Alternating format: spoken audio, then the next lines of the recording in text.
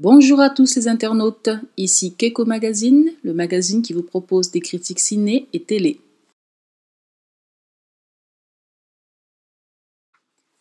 Kingsman, Service secret, un film produit par Marv Productions.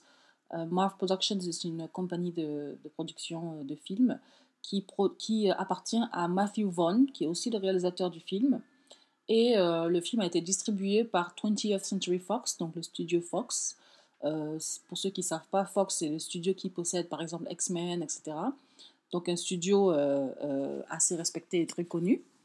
Alors, c'est un film que beaucoup de personnes ont aimé, avec Colin Firth qui fait ses débuts dans un film d'action, qui joue l'espion qui appartient au service secret de Kingsman, et Taron Egerton, qui est un jeune acteur qui vient qui a fait des films aussi, quelques petits films, mais qui vient de débuter aux États-Unis. Et Kingsman, c'est vraiment le film qu'il a révélé à Hollywood. Et d'ailleurs, les gens parlent de lui pour le nouveau Spider-Man. Alors moi, personnellement, je ne pense pas qu'il ferait un super Spider-Man, mais les gens parlent de lui dans les listes de casting de Spider-Man potentiels. Donc voilà pour Taron Egerton. Dans le film, il y a également Samuel Jackson, qui joue un rôle très très marrant, un peu cliché, mais marrant quand même. Et voilà. Alors le film, je trouve que c'est un film, c'est une belle excuse en fait, tout le film entier est une belle excuse pour que Matthew Vaughn, le réalisateur, fasse un film d'action. Et souvent à Hollywood, il y a comme ça des réalisateurs, souvent même les acteurs, qui prennent des rôles ou qui font des films dans l'espoir d'être ensuite repérés par le réalisateur d'un autre film qu'ils veulent vraiment faire.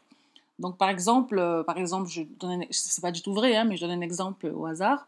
Si Matthew Vaughn voulait faire le prochain James Bond, eh bien ce film-là, ce serait son audition pour faire le prochain James Bond. Donc il dirait au producteur de James Bond, regardez, j'ai fait Kingsman, donc je peux très bien faire un James Bond, je sais faire des scènes d'action, je sais faire de l'humour, je sais faire tout ça. Donc, euh, donc je pense que ce film-là est un peu comme ça. Et malgré le succès qu'il a eu dans le monde, enfin, c'est vraiment un film parce qu'il a eu 81 millions de budget. Et il a au jour d'aujourd'hui 383 millions de recettes au box-office. Donc c'est un film qui a fait un profit, ce qui est très rare, hein, à Hollywood, parce qu'il faut savoir que quand on a 80 millions par exemple de budget pour le film, pour faire le film, on a aussi 80 millions environ ou 40 millions de budget pour le marketing. Donc juste pour revenir sur ces dépenses, il faut faire le double du budget, au moins. Donc c'est très rare un film qui fait des profits. Et là, ce film-là, ça en sort très bien avec environ 40 millions de profits. Donc c'est très très bien. Et donc je pense, une audition de Matthew Vaughn, du réalisateur, pour tourner pour être le réalisateur du prochain James Bond ou un film comme ça. Soit James Bond ou Star Wars ou un gros film, quoi. Et je pense que dans ce sens-là, c'est un très bon film. C'est une très belle audition. C'est un film réalisé avec beaucoup de détails et beaucoup de choses qui sont vraiment bien faites. Mais c'est un petit peu un concentré de toutes les franchises qui sont en ce moment au cinéma, quoi. C'est-à-dire qu'il y a un petit peu de Hunger Games avec le côté je vais changer le monde, je veux contrôler le monde, etc. Il y a un petit peu de James Bond avec les costumes de Kingsman, etc. Il y a un petit peu, il y a un petit peu de Star Wars ou de Marvel avec les satellites et les choses comme ça qui prennent contrôle des gens, prennent le contrôle de l'esprit des gens et qui les transforment comme ça en tueurs. Mais il y a quelques moments comme ça qui sont assez poignants dans le film. L'un des moments, moi, qui m'a vraiment fait accélérer le rythme cardiaque, c'est le moment où la maman enferme sa petite fille dans la salle de bain et que c'est à ce moment-là que je ne vous raconte pas tout le film, hein, mais le pouvoir prend possession de son esprit et elle, comme ça, elle essaie de défoncer la porte pour tuer sa fille. Alors là, j'ai été vraiment, je me suis dit, non, là, ça va trop loin, c'est trop, je peux pas, je supporte pas, c'est trop. Mais bon, c'est aussi comme ça qu'on reconnaît les bons films. Les films qui vous prennent comme ça à la gorge, ce sont les bons films en général. Donc, je ne peux pas enlever à Kingsman que c'est un bon film. Alors après, un film génial, non, je ne suis pas d'accord. Je pense que c'est vraiment cousu, c'est un patchwork de toutes les franchises qu'on voit en ce moment. Et pour ça, je pense que pour moi, je me suis un petit peu ennuyée. J'ai été vraiment... comment dire, j'ai pas du tout... je suis pas entrée dans le film, en fait. Parce que ça allait trop vite. C'était beaucoup trop spectaculaire, beaucoup trop. Et il n'y avait pas assez d'histoire. C'est-à-dire que, par exemple, la scène iconique du film, la scène dans l'église, ceux qui ont vu le film sauront de quoi je parle, je vois pas du tout le but de cette scène.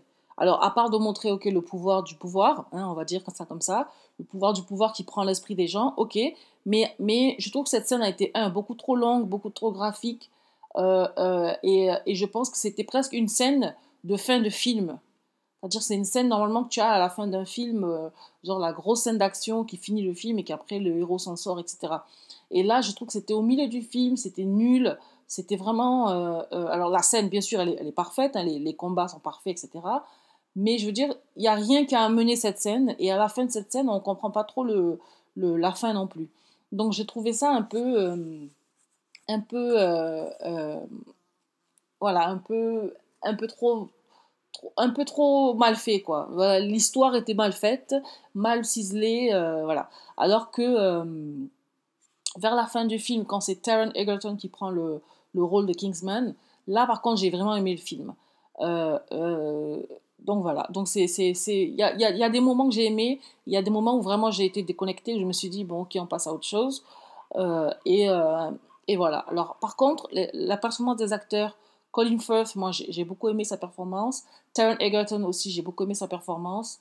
Samuel Jackson aussi, parfait. La fille, je connais pas trop, je connais pas son nom, je vais le mettre en sous-titre, mais je connais pas son nom comme ça en parlant. La fille qui a les lames aux pieds, Blade Runner, elle est aussi très bien dans ce rôle-là. Je trouve que ses lames sont très cool. Mais encore une fois, c'est un peu du Wolverine, quoi. C'est un peu, voilà, c'est un petit peu. Alors, il y a un petit peu de tout dans ce film. Et je trouve c'est vraiment un film de pop culture, etc. Et c'est très bien qu'il y ait des films comme ça, parce qu'on ne peut pas toujours avoir non plus des blockbusters super produits, machin. Mais j'aurais aimé. Alors, il y a une mouche qui vole, hein, donc si vous entendez bzz, c'est la mouche. Mais j'aurais aimé quand même qu'il y ait un peu plus d'histoire qui justifie tout ce tarmac, quoi. Alors que là, c'est vraiment juste action, action, action. On parle un petit peu pour se menacer, action, action, action, et il n'y a pas du tout d'histoire. Alors, il y a une petite histoire, oui, du père de Taron Egerton qui machin. Et je trouvais que, par exemple, la première scène du film, où on a les credits, le nom de réalisateur, le nom de la personne qui a écrit le scénario, etc. Ça, c'était vraiment bien. Ça, c'était vraiment... La première scène, je me suis dit, ouh, ça va être un bon film.